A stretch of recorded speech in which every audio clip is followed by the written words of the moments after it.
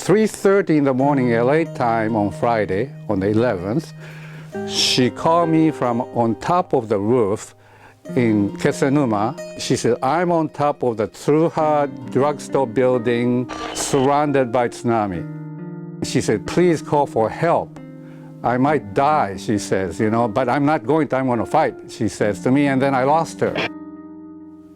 I lost her. A tsunami, racing like a freight train. When it hits, seawalls will shatter, buildings disintegrate, cars will be swept away. Finding safety is a frightening game of chance. I stand in what used to be the front steps of an office building in Kesennuma. Los Angeles resident Masako Inura grew up in this part of the country. While on a visit, she had a meeting here at 3 p.m. The earthquake struck when she and her Aunt Noriko were driving to that meeting. And as soon as I got into the office, they said that huge tsunami is coming. So we have to evacuate right away. The scary thing is, you're only about 50 yards from the water. If the tsunami hits, it's going to hit right here. As they get into their car, tsunami alarms start going off. This video was taken just a short distance from Masako's meeting. The sea begins to surge as the tsunami grows near. The two women, only blocks away, are stuck in gridlock. Every car was so patiently waiting. They were just so polite, waiting. So maybe we were moving like inch by inch. In 30 seconds, the water inundates the inner parking lot. With every second, the water comes in faster. Another 45 seconds. On the road to get out of town, Masako has a growing sense they are in danger. I knew you just have to go higher. So that's why I start looking around all these surrounding buildings. A minute later, this is what it looks like. The tsunami in its full force. Buildings are collapsing. The water is racing inland.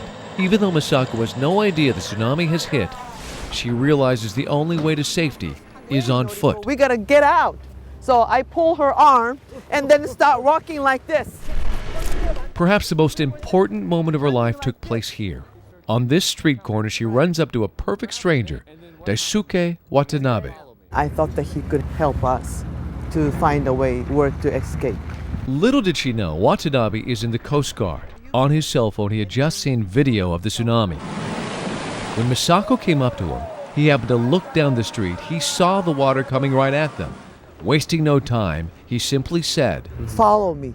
That's what he said. So they did, now running for their lives. So this is how far we came. So we have to climb on this fence. With Watanabe's help, they scaled a series of fences, walls, buildings.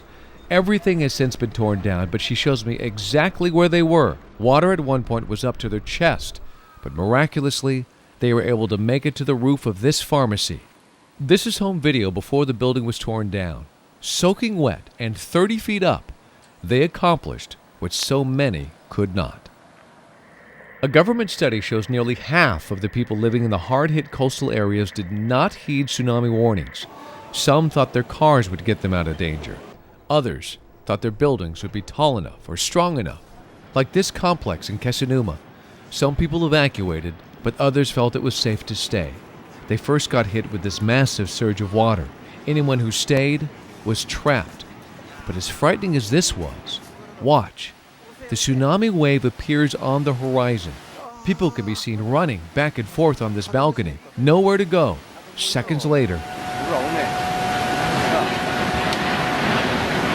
staying was a horrible miscalculation.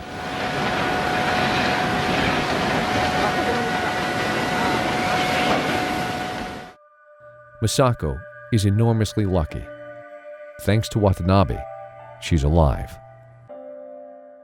Having a Watanabe, that was the miracle thing, because if it's only me and an auntie, I don't know what would have been. And then Watanabe is a total stranger. What a brave guy he was. Yeah, that really makes me cry too. Yeah. I did not hear from my wife Masako for about 40 hours. 40 hours, I mean, that was the worst time of my life, waiting to see if she survived or not. Next day, she finally called me and said she's I'm alive. I'm alive.